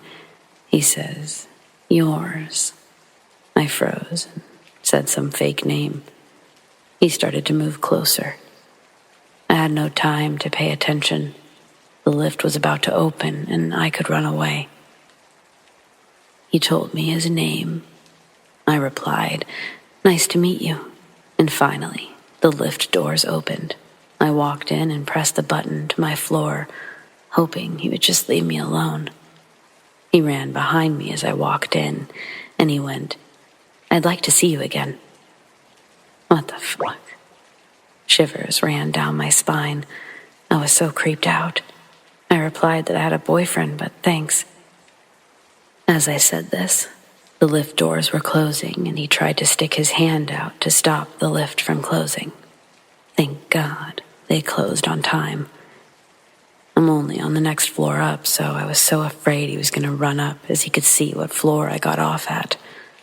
I stopped for a moment and almost pressed a different floor, but I just wanted to get inside my house and lock the doors. The lift opens, and he's not there.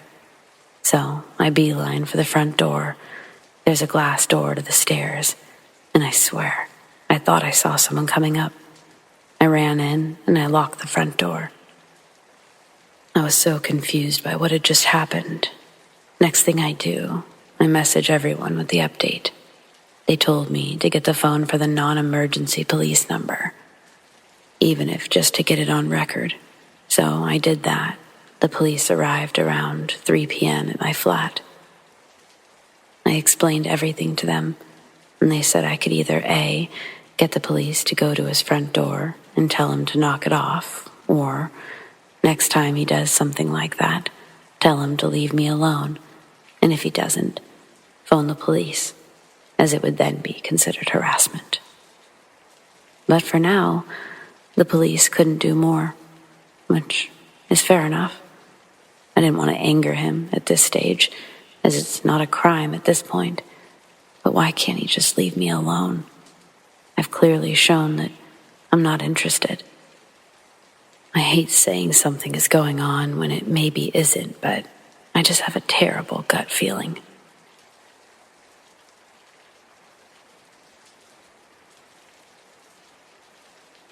Hey everyone. I have a ton of stories about the time I lived in Scotland with my friend Jane, and what I'm about to tell you is far more terrifying than ghosts. Jane and I used to go dancing at nightclubs near Buchanan, a popular area in Glasgow. We used to meet nice people there. They were usually drunk, but funny and harmless, all except for Kyle. Kyle kept staring at Jane with a really weird look. So I pretended to be her brother. It didn't discourage him, though. He started overtly hitting on her while waving around his glass of whiskey. It clearly bothered her to be approached like this. He showed no respect for her personal space. Jane tried laughing to lighten the mood, without success. I eventually broke off the conversation, but Kyle and his dumb friend followed us everywhere. Then he crossed the line by taking a secret picture of Jane. I didn't want to get kicked out of a place that we liked, so in a soft, no-pressure way, I kindly asked him to stop, and he actually seemed okay. While we were dancing with Jane, Kyle made the gesture of moving his fingers across his throat, and she totally lost it. Once she told me, we immediately ran away and we hid from Kyle, who also wasn't showing himself for the moment. When the club closed, Jane and I went to get fast food while waiting for the bus. She was feeling very uncomfortable after our experience. She actually survived an attempt on her life when an ex-boyfriend's brother tried to stab her. He'd already killed his mother and wanted to stab Jane's ex too. Now he's in a psychiatric hospital. Knowing that she was upset, I tried to change the subject and make her laugh, but Kyle and his friend suddenly appeared out of nowhere. Their shirts were stained with blood, and as they came closer, Kyle told us of fighting a guy in the street and bragged about always carrying a knife. After the trauma Jane experienced, she wasn't susceptible to this bad boy stuff, even if he was proud of it. I asked him to leave, and the situation grew tense. He clearly wanted to hit me. Bless the guard who kicked him out. When we returned to France over a year later, we thought this incident was finally behind us, but Kyle managed to find her on Tinder. I hope we never see that loser again.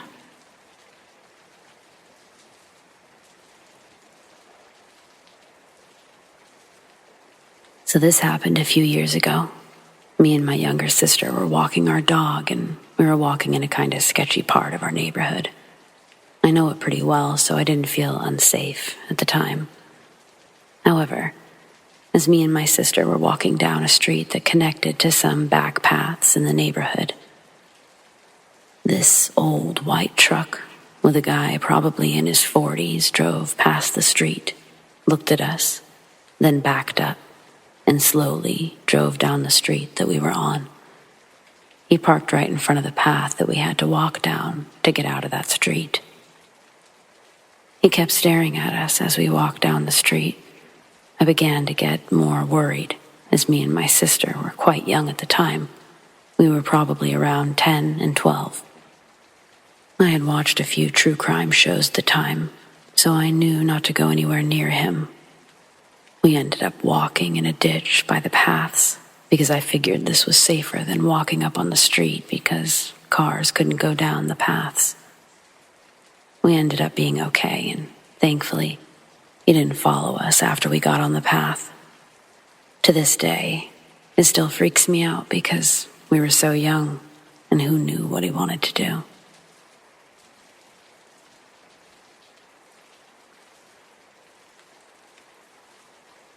When I was a teenager in the mid-90s, I was riding my bike home from volleyball practice one night, just as the sun was setting. It was freezing out, but I'm not yet old enough to drive, and both of my parents work at the hospital, so if I wanted to play sports, this is what I'd have to do every Monday through Thursday after school. The back roads I took led past a stretch of bluffs looking over the Atlantic before a big hill led me into the neighborhoods. Riding on the sidewalk next to the fence, separating concrete and the grass of the bluffs, ahead of me I saw a large pickup truck, parked halfway on the street and halfway up on the sidewalk. It had its back bed door down. Next to the truck, on the other side of the fence, I see a man dragging a zipped sleeping bag to the edge of the bluff. He then dropped the side he was pulling and went to the other end. I stopped my bike and I watched as he struggled to lift that end up before dumping it over the cliffside, then watching its descent. This whole thing really freaked me out, so I started pedaling as fast as I could past the guy, hoping he wouldn't notice me. But he does, turning around right as my feet started cycling. He didn't move towards the truck, but he followed me with his eyes all the way past his truck until I was out of view down the hill. When I got home, I called the cops. They said they would send somebody down there to check it out.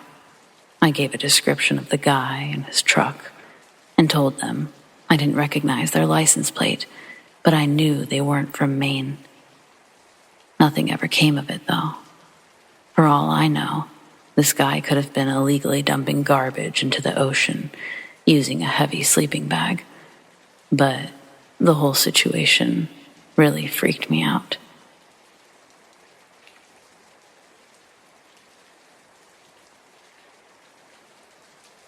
This happened the summer of my sophomore year of college, when I was 20.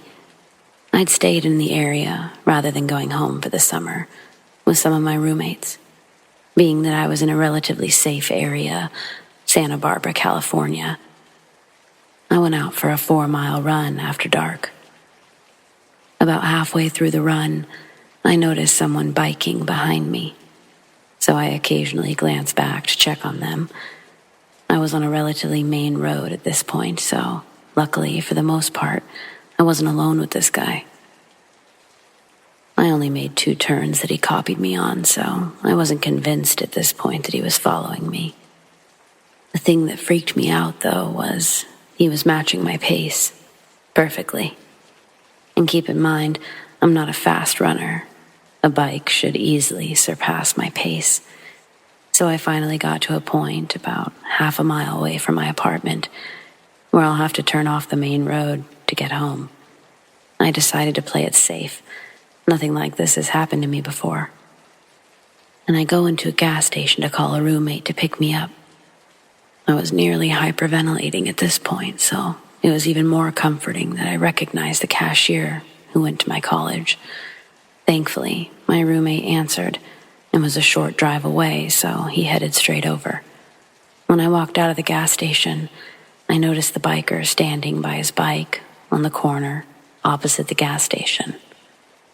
And as soon as I got into the car, he jumped on his bike and pedaled off.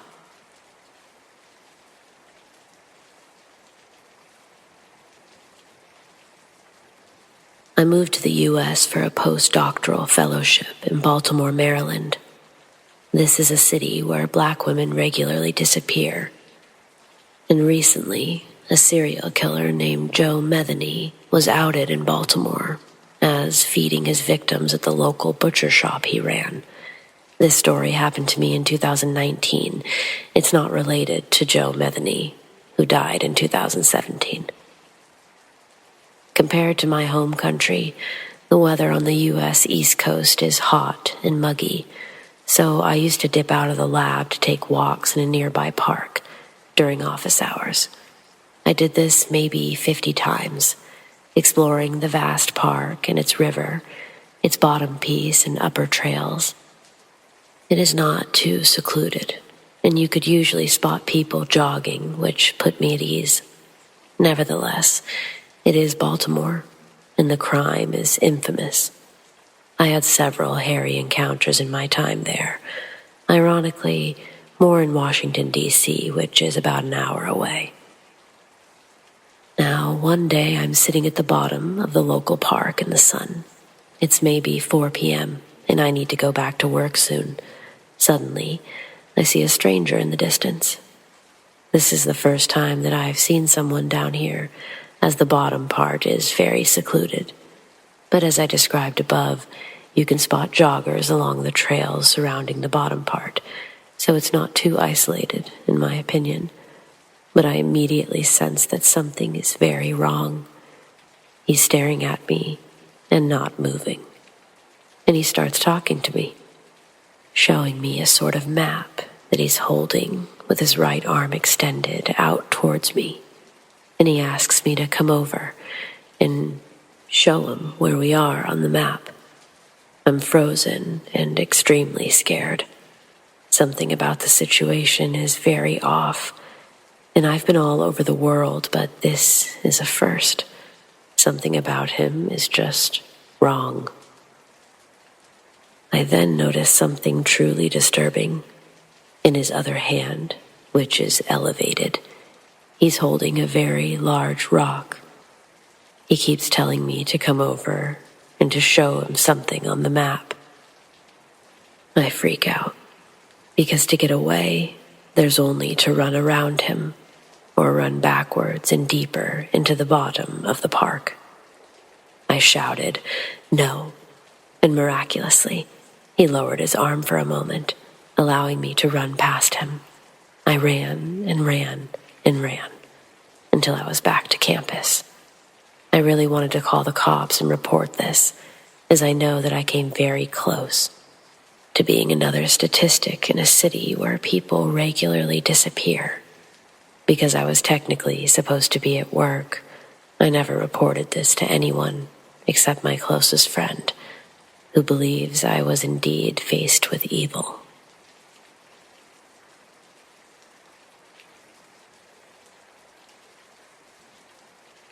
I was watching Monster, the Jeffrey Dahmer series at home, and I felt sick to my stomach. This was around midnight. Then, a few minutes went by and I felt like going to 7-Eleven to grab a hot chocolate. As I drove and parked my car in the parking lot, I saw a creepy blonde-haired guy who looked to be around 30, 5'8", standing right in front of the door. I was worried, but brushed it off. I then tried entering from the side, going inside the 7-Eleven, but the tall guy was just blocking the door. At this point, I didn't care about his looks or how attractive he seemed to be, because I thought in my head, that's how psychos look. They look charming and have bad intentions or motives. However, stupidly, I said in a pleasing voice, "I'm sorry," and nudged him to move. He just smiled in a weird way and said, "I'll be waiting outside." I just got my stuff, and as I ran to my car, even though I have asthma and it was hard, I didn't want to take any risks of being killed, so I ran. As I ran, he kept saying, "Hey, I'm a good man, I swear to God. Why are you running now?" The guy was heading to my car in such a slow pace, left hand in one pocket, and the right hand gestured and made a shh sound to his lips. He was 3 feet away, and then came up quickly and was about to open my door. I quickly locked it before he came close, and then I showed him my middle finger. He tried opening the fucking door and was banging on the window. I sped off like a maniac. I was shaking, literally, and was about to cry, but I didn't want to seem weak, and I headed to the highway. He was following me, fast, and I quickly went someplace else, exited the highway faster. This was the decision when I felt threatened. I should have went somewhere else. I should have not drove a higher speed limit over the highway, or I could have been stopped. Why the fuck didn't I think of that? Fuck. I did call the cops and gave all the info about this man, and then I drove further away. Then I went to a populated place, the mall, parked my car in the parking lot. I ran into the mall. I stayed sitting on a bench. After an hour had passed by, I looked around carefully, and I didn't see him.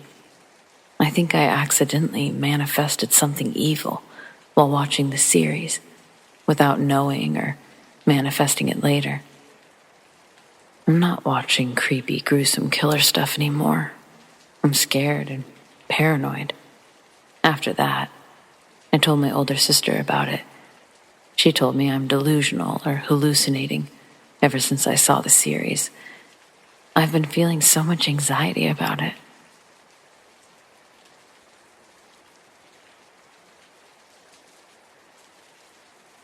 I went out with my friends one day to see a movie. We were on the bus home and it was pretty packed, so we were scattered across the floor of the bus.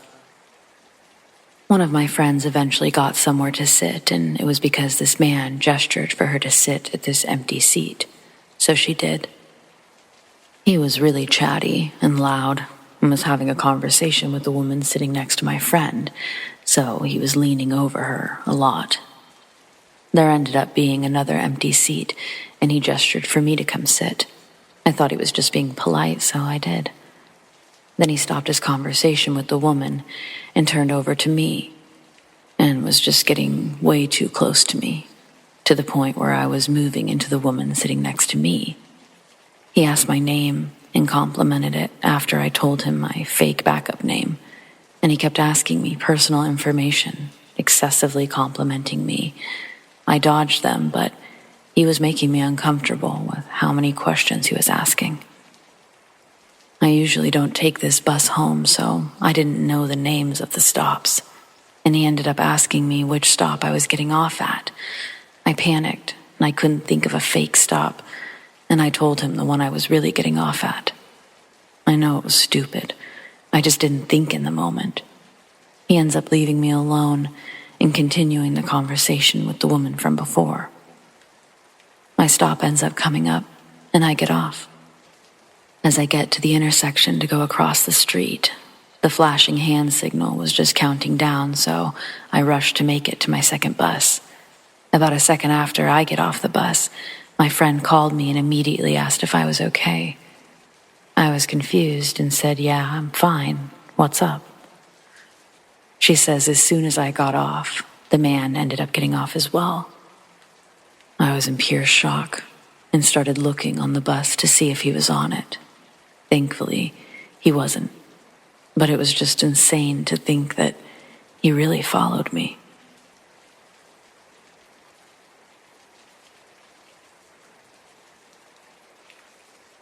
This past summer, I started hearing a voice whenever I went into the bathroom. It seemed to be coming from the flat upstairs. At first, I thought it was just one of the owners of the place talking from his room, since the layout has the main bedroom next to the bathroom, and the walls are thin, so sound easily goes through. I thought nothing of it. Plus, the voice was accompanied by a new creaking sound, as if they were lying on an old bed, so perhaps he was bedridden, and that's why I heard him all the time. But one day, I started to worry. Getting out from the shower, I could swear a few of the words I managed to understand seemed directed to my body, but they were so few that I thought I was just being paranoid. See, I wasn't comfortable when I first moved into the house. The second I set foot in it, I worried about being spied on. No clue why. There was no reason to think so. But I remembered a movie about somebody moving into a house with cameras, and I started to worry. I even jumped right out of bed one night, a few years ago, because I'd seen a camera at the end of a cable, hanging a few centimeters from my face. It took a while to realize that it had been a dream, so I just thought it was my mind being a shithead. The voice kept coming through the bathroom's roof all summer, and looking up, all I could see was the hole that had been created above the toilet to get to a leaky pipe. It had been there for a while, not wanting to waste money on closing it down until I knew for sure the leakage had been patched properly, since it wasn't the first time I'd had issues with that.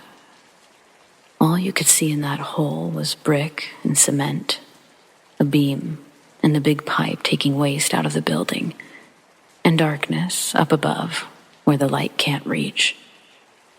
Until about a month or so ago, when, TMI, I was taking a shit under the familiar sound of that voice and creak. I'm fairly constipated, and it got worse during the summer. So I was having some trouble, and I whispered to myself, "Fucking damn it," or some close translation, because my native language isn't English. To which I immediately heard what felt like a reply, a single word from that all-familiar voice. Push. I look up in a panic at the hole above me with the exposed pipe, wondering if someone had been looking at me this whole time. I didn't see anything, but the voice stopped. The creaking stopped. Everything was quiet. I went to investigate later, phone in hand, but there was nothing there. I used my phone camera to try to see if a lens gleamed back, but it was all the same as it had always been any time I investigated to look for water. I started wondering if the hole was just big enough that someone could fit an endoscopic camera through it without arousing suspicion, something that could be slipped in and out. There hasn't been a voice or creaking noise since. It stopped in that instance, and I haven't heard it since, a month later. Sometimes I wonder if I didn't hallucinate the whole thing. I never had any in my life, but it was all so strange. My upstairs neighbors are a bunch of parasitic pieces of shit that have tortured me with constant water leaks. So, it wouldn't surprise me if they were also a bunch of creepy fucks.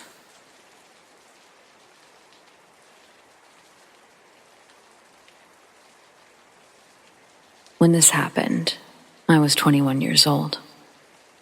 I lived in a larger, small city in the Midwest.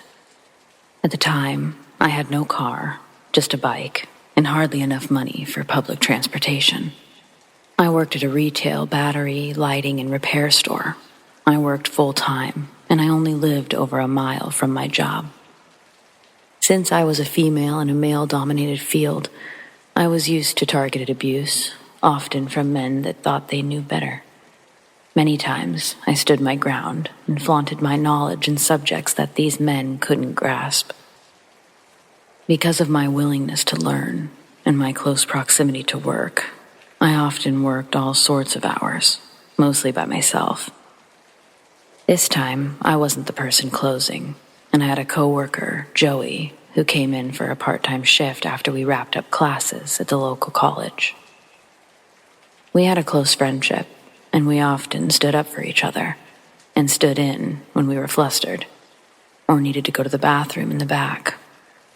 Joey received a phone call for a possible repair on a smartphone, possibly LG, low-tier phone though. He wasn't 100% sure if it was a phone that we could repair. He asked the young female caller to stop by for a consult. She had quickly agreed and said that she would stop by around 5:30 p.m. This was a night that I was supposed to get done at 6 p.m. and catch the bus at 6:12. It was a windy, drizzly, early fall night. I remember this because I had my bike with, and it became my anchor that night. A little before 6 p.m., this frantic, terrified, bawling, 20-something-year-old woman came into the tiny shop. I was at the counter, switching out aging price tags and general store maintenance. I looked up at her, confused and willing to help. She looked me deep in the eyes, asking if Joey was here. At the time, he was pooping in our tiny bathroom in the back, so I had to step in and help out any customers. I told her that he was currently busy and that I was willing to help her. She handed me her smashed, cheap phone, very timidly. My customer service skills couldn't prepare me for what she was going to say next. She quietly told me that her boyfriend, who was out in his red mini truck in the small front parking lot, had gotten angry and smashed her phone when she tried to call her sister that afternoon. I took the backing off of the phone, and I tried to research the model for any possible screen repairs. No results found. I tried to hand her back the destroyed phone, and she pushed it back into my hands with a pleading look. Then, the honking commenced. There was this light drizzle outside, so our front glass door was covered in beaded drops, and it was slightly fogged over. I couldn't see who was honking out there. I told her again that I couldn't help, and for her to try our cell phone repair competitor down the road. The tears really started to flow down her cheeks, and I was freaked out at this point. She kept throwing glances behind her, and the honking, it wouldn't stop. I shook with fear and rage at this point. I myself was in a domestic abuse situation at the time, and I knew what this girl was experiencing. I broke my locked stare at her, and I tried to look in our system for a second time for a replacement screen. Nothing again. I looked up from the computer, and I saw a shadowy figure of a young man pacing in front of the store. I was just happy that the honking had stopped, but I was increasingly shooken up. My whole body vibrated with fear, and I whispered across the counter, asking if she needed me to call 911. She slammed her hands down on the counter and said that I couldn't do that. She begged me not to. At this point, Joey came out from the back and asked what all the honking was from. We had a lot of elderly, farmers, lazy, and disabled customers that would honk their horns for us to pick up heavy battery cores from their car. He thought that it was one of those situations, but with the looks on our faces, he knew something horrifying was happening. The young guy stopped pacing outside, and he began banging on the front door. Joey took the girl's phone from my hands and said for me to go to the back and lock the back employee-only doors. I did what I was told, and I grabbed my bag, my bike, and my jacket. I looked at the clock in the back, and it read 6:14. I'd spent 15 minutes with this girl, both of us feeling like trapped animals. Joey did bodybuilding in his free time. He was a gentle, non-confrontational, short but stocky Asian guy. I was a short, obese, kind lady that would respond either one of two ways, like a doormat, or ready to stand my ground. I knew that I couldn't fight a customer, and neither could Joey, not because of physical reasons, but we'd lose our jobs, and we had no idea what to do. This young guy threw the door open, and the wind kept the door open. He had this manic, hateful look about him. A total predator he was. He was slim, but muscular. Early to mid-20s, and was soaked by the rain. He took the broken phone off the counter and took the girl in tow. He hurled insults at us, and I gave the girl a pitied look. He slammed the door back shut, and both Joey and I stood in absolute silence. He snapped out of it and ran to the front door and locked it. I told Joey to call our manager from the store line, and I stood around while he did. I noticed that the guy had moved his truck directly in front of our door. He was watching us from his truck, watching us behind the counter as we were on the phone with our manager. I had to leave to get home. The last possible bus came at 6:42, and I couldn't pedal my way home in this weather, and with all the circumstances that had just occurred. The time was around 6:18. I just needed to cross the busy highway and go down the sidewalk by an eighth of a mile to the nearest bus stop. Joey, the guy, and I played the waiting game. It was 6:23 when the dickhead finally left our parking lot. I told Joey that I would have to leave at 6:25 so I could arrive at my bus stop safely. Joey opened the door, and I threw myself on top of my bike and pedaled harder than I could ever imagine. Now, mind you, our store was in an industrial shopping area at the very edge of our town. We worked next to a sub shop. Across from this was a strip mall with a bullseye store, a local chain grocery store, other retailer stores, and a bank, all in that large parking lot. It started to downpour, and as I tried to pull out of our parking lot, straddling my bike, I caught a glimpse of the red truck, looping around the sub shop. The highway had dual lanes each way, and I had to play real-life Frogger if I wanted to make it to my destination in one piece. There were a few cars that slowed for me as I hauled ass to the other side of the road. I jumped off of the bike and I threw it on top of the curb. I promptly hopped back on, and I tried to pedal off. My front wheel was stuck in the grassy strip, and my right foot had slipped off the pedal. My shin struck the pedal. I had to act quickly. I grabbed the frame of my bike and jogged awkwardly to the bus stop. the red truck pulled into the bank parking lot, of which I had just passed.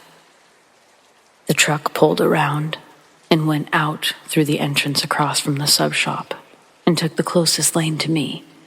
He went at a crawl and turned at the red light so that he could circle the main parking lot of the shopping center. There were 3 ways to get into that parking lot. One to the left, one in the center, slightly off to the right, across from the sub shop, and the other far to the right, next to the grocery store.